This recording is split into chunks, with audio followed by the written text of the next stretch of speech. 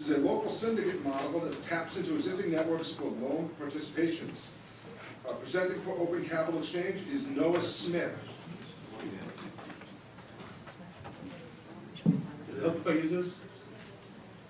Nobody else wants to know. Okay.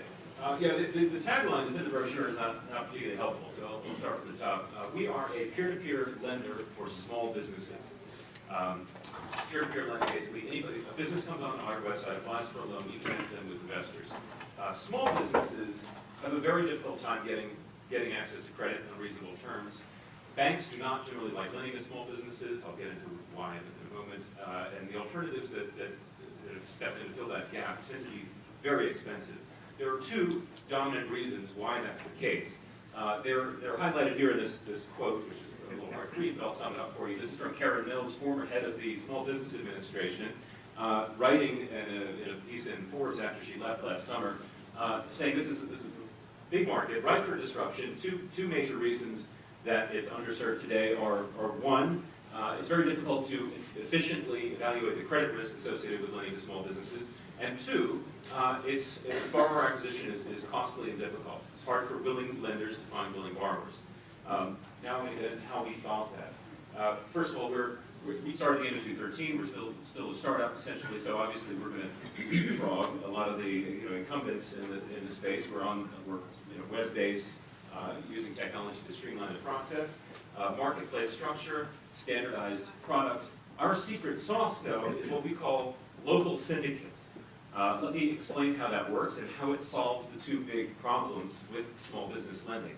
When a borrower comes to us looking for a loan, they come on our website. Our website is up and running. We raised some money last summer. We started lending in the fall. Business, as an example, a recent loan that we did was to a fast casual restaurant in Manhattan called Lania Grill. They were looking for, they've been in business for 5 years, profitable for more than 3.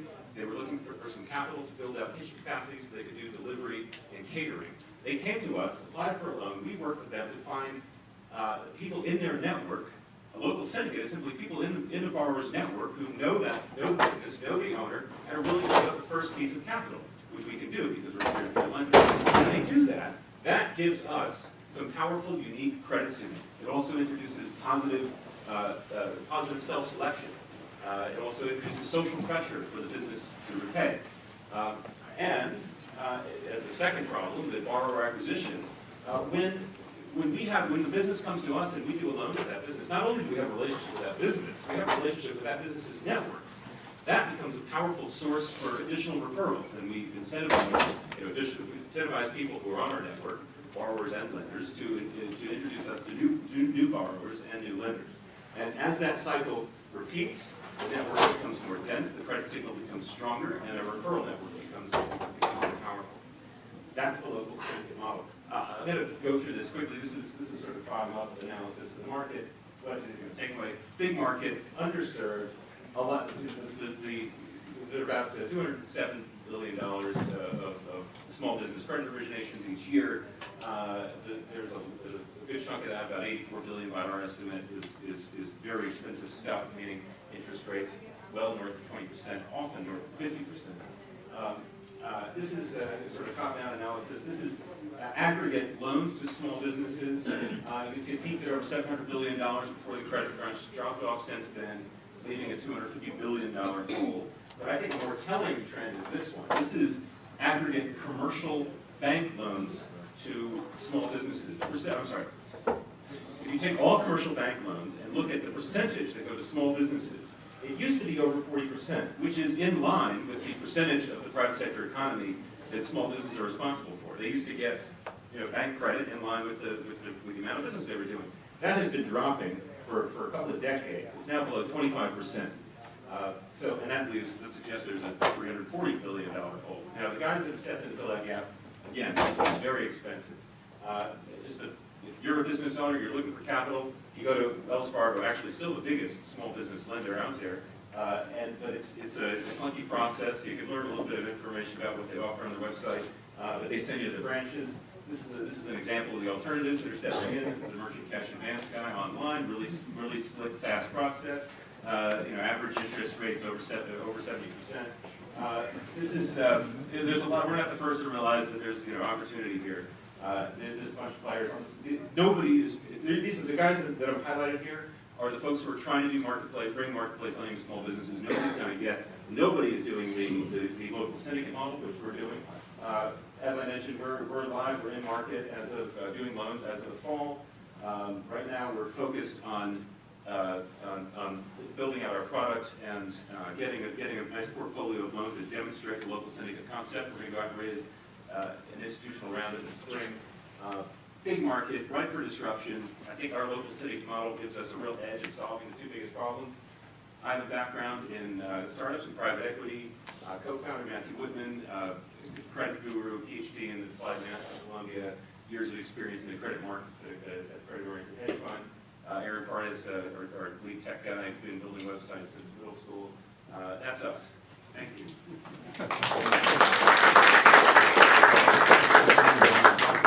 All right, well, any questions? Yes. I hate to say, I heard a fairly similar pitch not very long ago, and I understand that really crowded space. And by the way, I'm an investor in small business. This is a big pain point that we had when the financial crisis hit. We had a line of credit from CIT, and they went under. So did our line of credit. But at the same time, On Deck now has just went public and now has $1 billion war chest or whatever it is. Yeah. And I understand they haven't really turned their attention to this area, but when they do, it's going to be a challenge to be the underfunded player. How do you address that? Again, so On Deck, for those who don't know, went public recently, raised a bunch of money. They do small business lending online, very slick process. Average interest rate around 50%. It's been coming down. It was 54, now I think it's down like 48. The small business owners, part of the reason this market is underserved, they don't have a CFO who advises them on this. They get, and On Deck plays this game very nicely. We'll give you $30,000. You pay us back, daily, $200 over the next 6 months, and it's okay. I can afford that. Oh well, you do the math. 75% interest rate. I think so two things about us that are different. We are marketplace lending, peer-to-peer lending. On Deck is not. Their balance sheet. They've got Goldman Sachs, Fortress, Deutsche funding their loans, and they're splitting it up amongst the big guys. There's no incentive for those guys to offer lower rates. We're connecting lenders and borrowers on our platform. That means our incentive is to find the most efficient vehicle, the most efficient price to connect those two. Marketplace will drive our rates to the most efficient price, as long as we're good at scoring credit, and I think the local syndicate model helps us do that.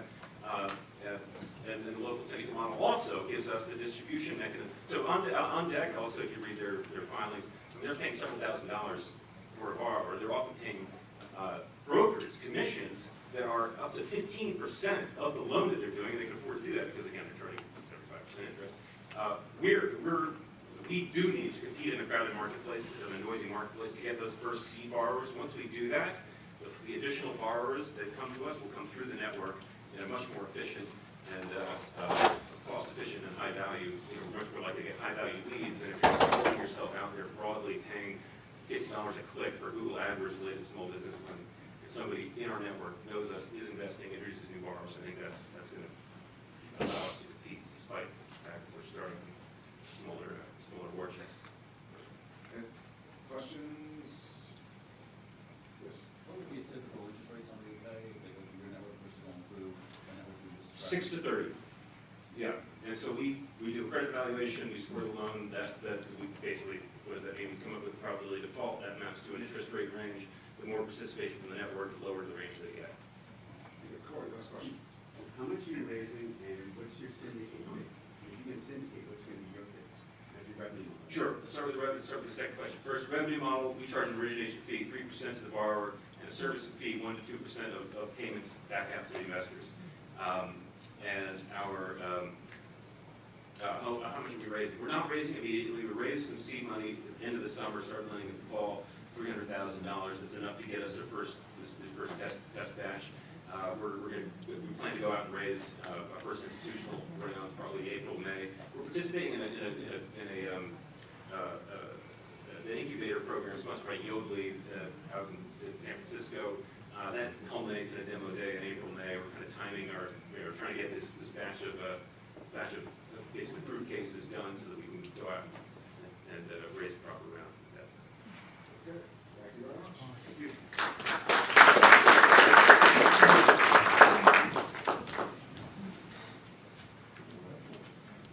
Our next presenter is UB Sports.